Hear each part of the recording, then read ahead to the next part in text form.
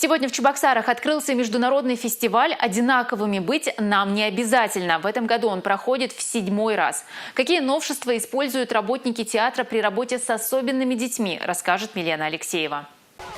Чувашский государственный театр кукол делает многое, чтобы особенные дети в полной мере могли наслаждаться театральным искусством. Организаторы фестиваля создают все условия для того, чтобы люди с ограниченными возможностями здоровья чувствовали себя наравне с другими. Интересно и само название форума.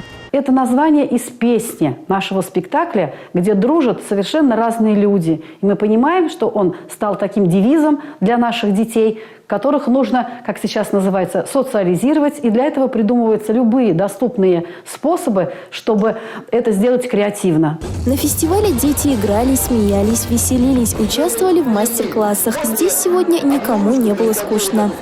Сегодня мы пришли с детьми, со слабослышащими кохлеарниками. Мы очень давно сотрудничаем с театром.